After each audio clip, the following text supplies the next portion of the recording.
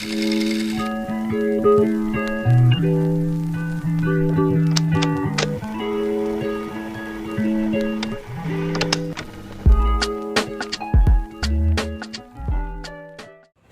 will now proceed to the integrating factor. So we will solve a non-exact DE using integrating factor. So we have case 1 here, so and case 2. If the case 1 doesn't work, so we will use the case 2. Vice versa. So if we will use the n, so the integrating factor that we will be using is the e raised to f of x, integral of f of x dx. Then if we will use the m, we will use the e raised to negative f of y dy. So we will now proceed to the problem number 2 for our integrating factor. So this is non-exact. So non-exact DE. So we will first test if they are exact. So partial derivative. So our problem is 2x y squared dx plus 3x squared y plus 2 is equal to 0. So let's test for the exactness. So partial derivative of m. So partial derivative of m with respect to y. So our m is equal to 2xy squared. So derivative of y squared is 2y. So 2 times 2 is 4. So 4xy. So partial derivative with respect to x. Partial derivative over n. So our n is 3x squared. Our n is 3x squared y plus 2. So 3 times 2 is 6. So 6x. Then 0. So 6x. So they are not 6x. So they are not exact. So we will now use the formula for integrating factor. So first we will use the m. So 1 over m is equal to partial derivative of m with respect to y minus the partial derivative of n with respect to x is equal to f of x. So our m is 2x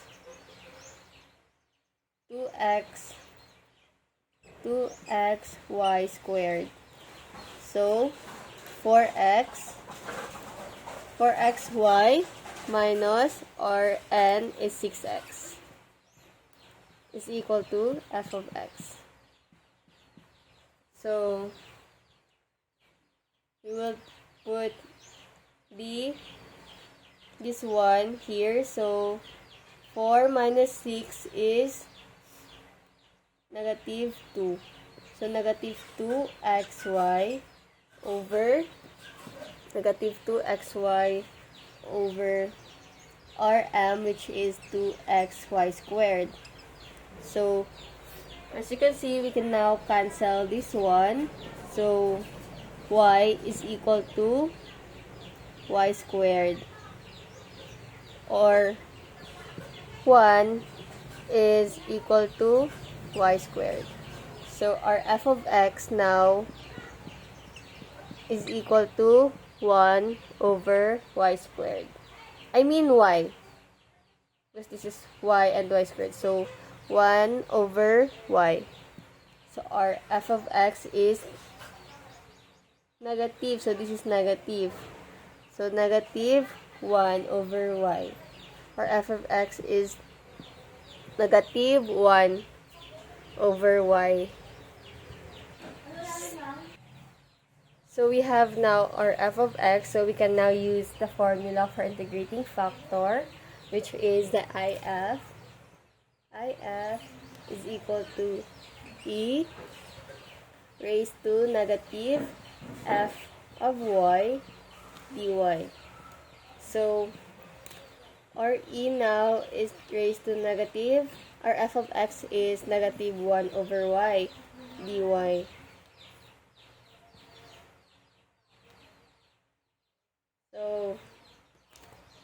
So, it will become positive, right? So, e is equal to integral of 1 over y is ln of y.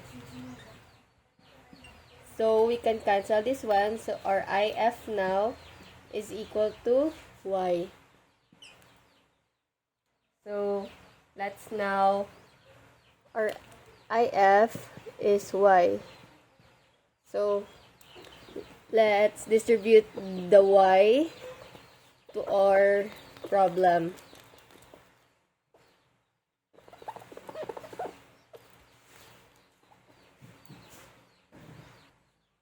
So, let's distribute the y. So, this will become 2x y cubed dx plus 3x squared y cubed plus 2y is equal to 0. So, let's now test for the exactness. So, partial derivative of m with respect to y is equal to, so our m is 2xy cubed. So, this will become 3 times 2 is 6. So, 6xy. So, 3 minus 1 is 2. So, partial derivative in terms of x. So, partial derivative of our n. So, our n is equal to 3x squared y cubed plus 2y. So, derivative of x squared is 2x. So, 3 times 2 is 6. So, 6x y cubed. I know this is y squared. So, this is y squared, right? Because y, so y squared. So, y squared.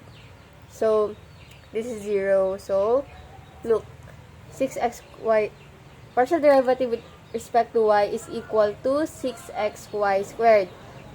Then, therefore, they are exact. So, we will now use this problem. So,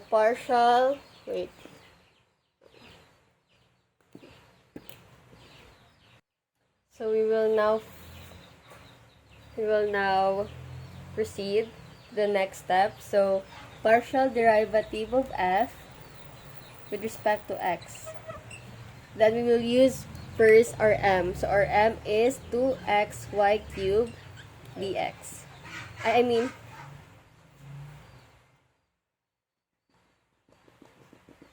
So, we will transpose, or we will cross multiply our dx. So, partial derivative of f is equal now to 2xy cubed dx. So, we can now integrate them. So, partial derivative of integral of df is f.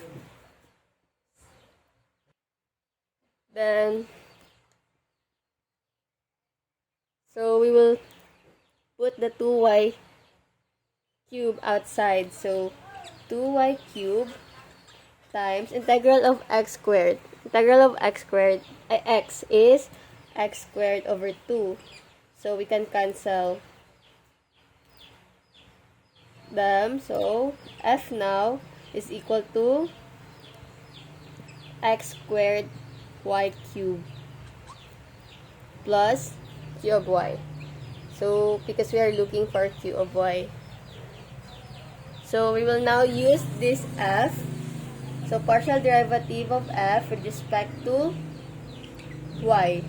So, x squared y cubed plus q of y.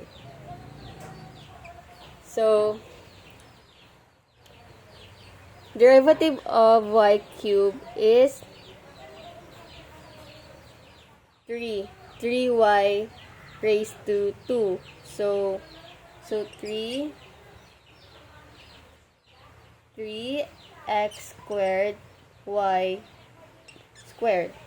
So we will now input our n. So our n is 3x squared y squared plus 2y. So what will happen here is we will input the n. So 3x squared y squared plus 2y. So we can now plus q of x here, q of y.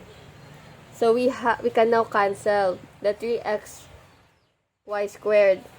So q of y now, our q of y is equal to 2y.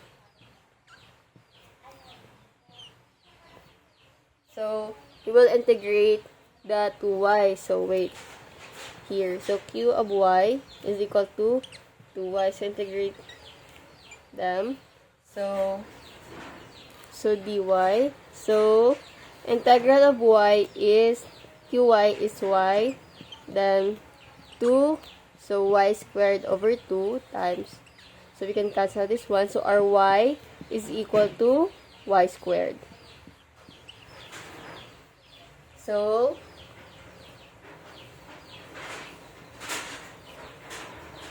the value of q of y here is y squared. So our final answer is, so f now is equal to x squared y cubed plus y squared.